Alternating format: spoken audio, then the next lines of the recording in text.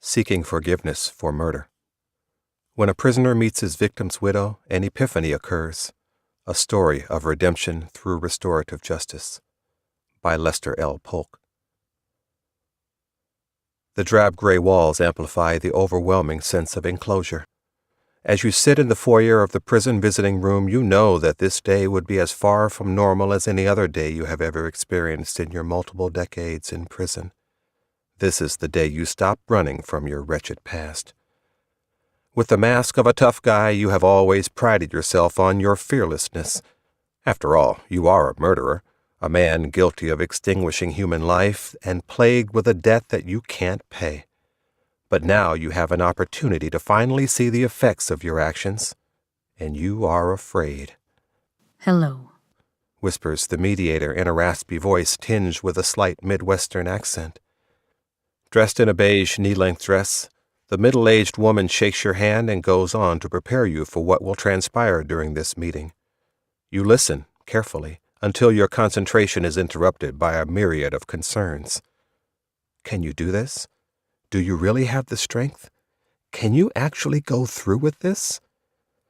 Mind and heart racing, you wipe your sweaty palms across your prisoner-stenciled pants as the mediator reads the obligatory legal statement. "And you hereby release the Department of Corrections of any injury or liability arising from this meeting." Man, they sure are covering themselves, aren't they? You utter. "Well," she says, "this process is new. The concept of forgiveness and understanding are foreign to the correctional system." She loosens up. It's almost comedic when one considers the name, the Department of Corrections and Rehabilitation.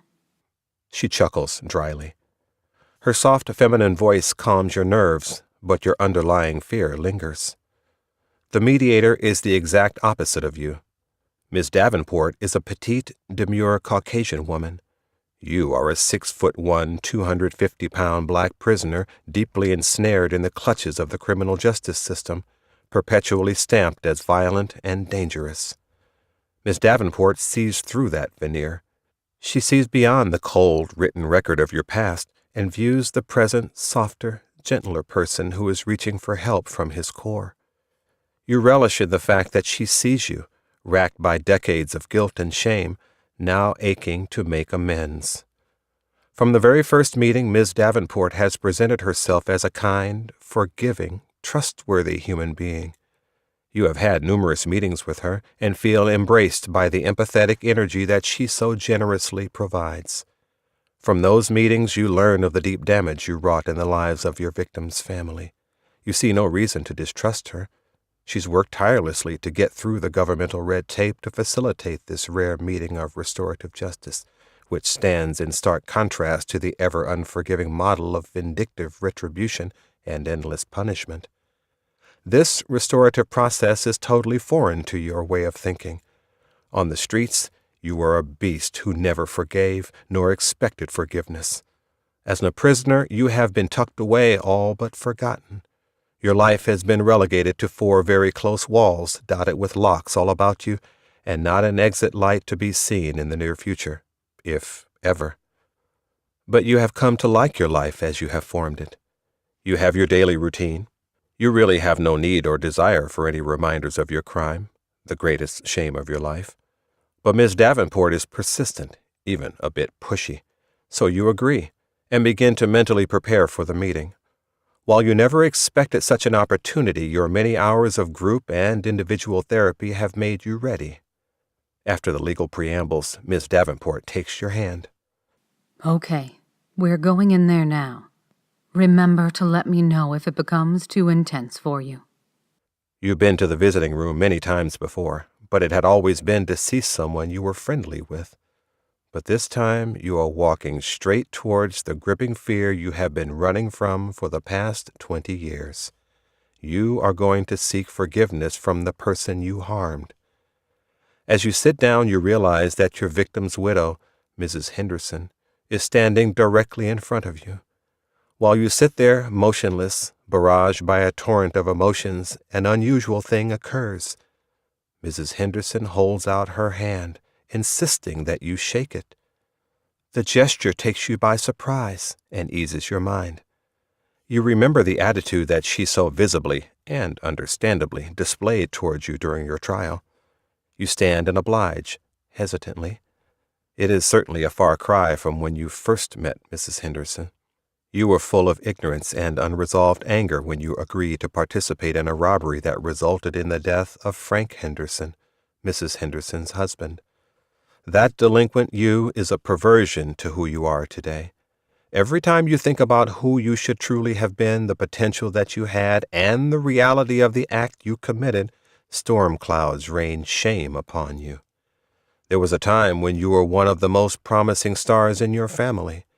There were clear and reasonable expectations placed on you to earn a college degree, a military commission, and raise a family. Your fate had been written in the hearts and minds of your loving family, but the seduction of an outlaw lifestyle rang volumes louder than the faint cry of a family's love. Your failure weighs on you like an anvil. This is why when Mrs. Henderson offers her hand to you, you feel so unworthy. You both take your seats. Miss Davenport reminds you. The rules I explained to you are pretty simple.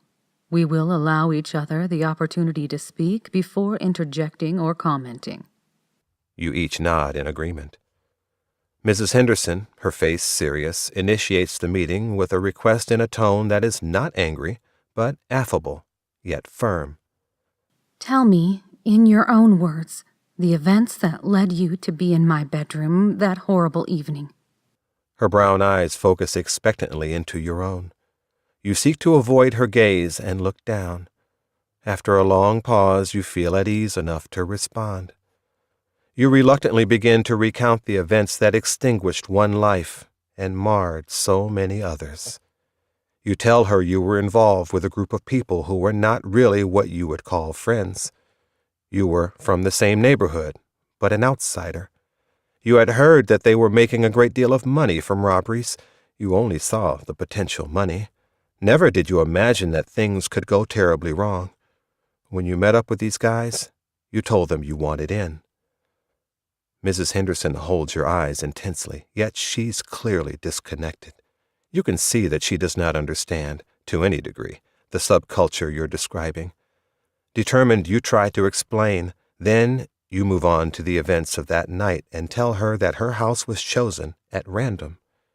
She remains silent until you are finished. Then her face breaks into astonishment and anger. Say that again, she demands. Do you mean to tell me that it was by sheer chance that my house was selected? With your head lowered, you affirm that was indeed the case. We figured there was at least $1,000 in the house somewhere, you add, as if that might help. You explain to Mrs. Henderson how their avid denials of having a safe fell on deaf ears, and despite your failure to find a safe, the rule was to never leave a robbery empty-handed. Mrs. Henderson sits stoically.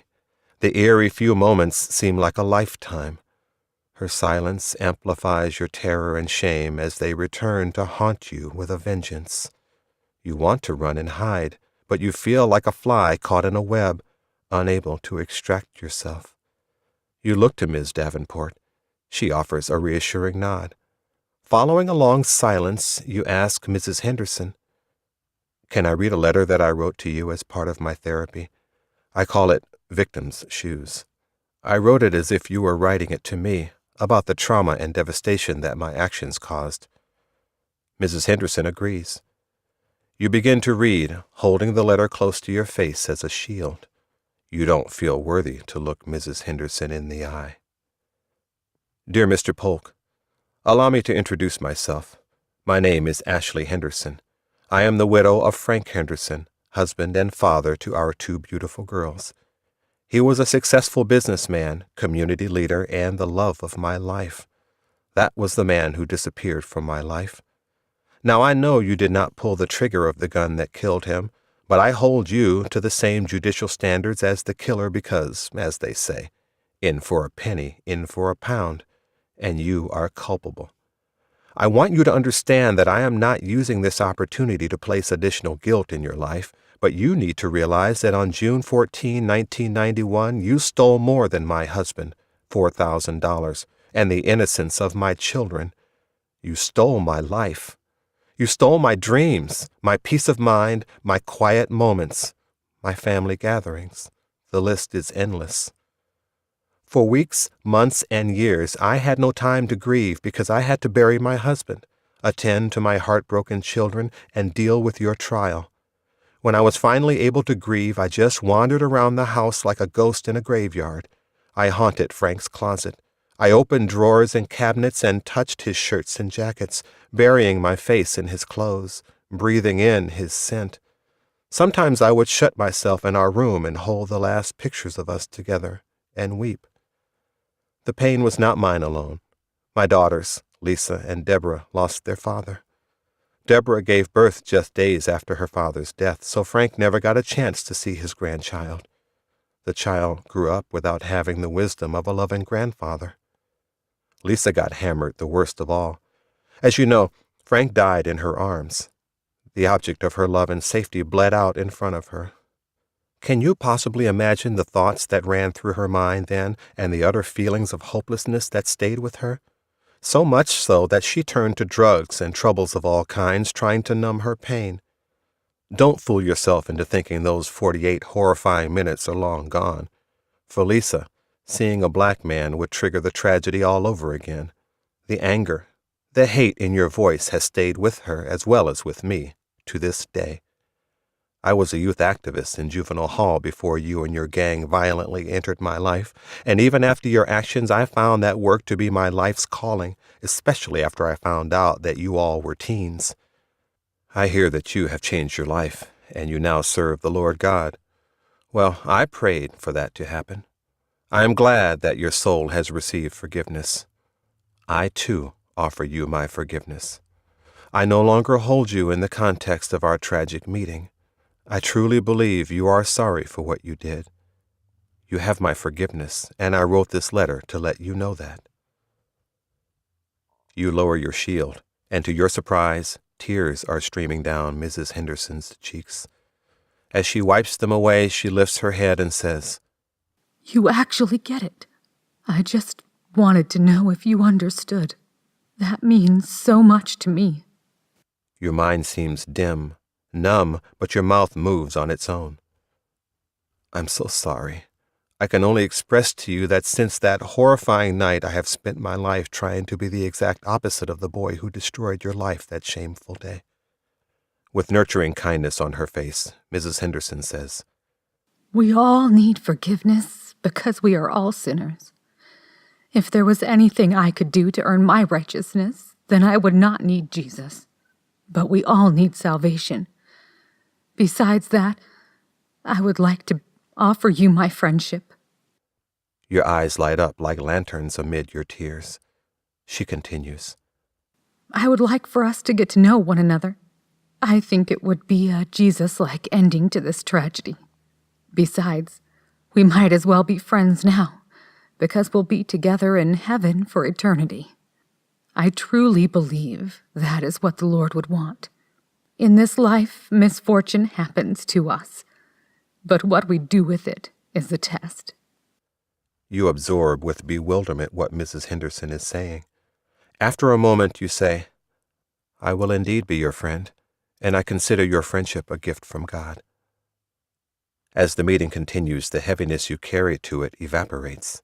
It turns into a regular visit as you chat and learn more about one another in a new chapter to a 20-year-old encounter. You speak of breakthroughs in therapy, and she shares the triumphs of her children. You share the insanity of the prison system and explain what a blessing it is to be able to change from beast to human again, despite what the past would dictate. You tell her how violent and crazy the last prison you were at had been. You describe the riots, the jackings for canteen, and how prevalent the same mindset that caused you to run into her house is in prison. Mrs. Henderson shares stories of counterthinking as well. She tells you about her family members who think meeting you is insane. She confides how an acquaintance who was accompanying her at Mass on a recent Sunday chided her for coming to meet you and even considering offering you an olive branch. You laugh inside at the irony. Perhaps the acquaintance didn't hear Jesus' message on forgiveness, you think. As we talk back and forth, Ms. Davenport stays silent, basking in the success of the meeting. Hours later, the institution cuts short visits to conduct an emergency count. As you stand to leave, you offer to shake Mrs. Henderson's hand, but she abruptly shoves it to the side and opens her arms with a smile. She stands there, insisting until you walk into her embrace and let her envelop you. She squeezes as if you were long-lost family. As you line up for intake into the housing unit, your fellow prisoners comment on your glow. It is evident that something special occurred because, says your neighbor, you're beaming. So you share your wonderful experience as briefly as possible. He is amazed, as are those in earshot, because the usual experience with victims consists of sometimes hateful, always tear-filled and emotion-driven statements to the court. But your meeting was a unique, bright, warm light, the likes of which are unheard of in the dark, negative world of prison. Yet, this is your story of how one remarkable woman charmed the beast.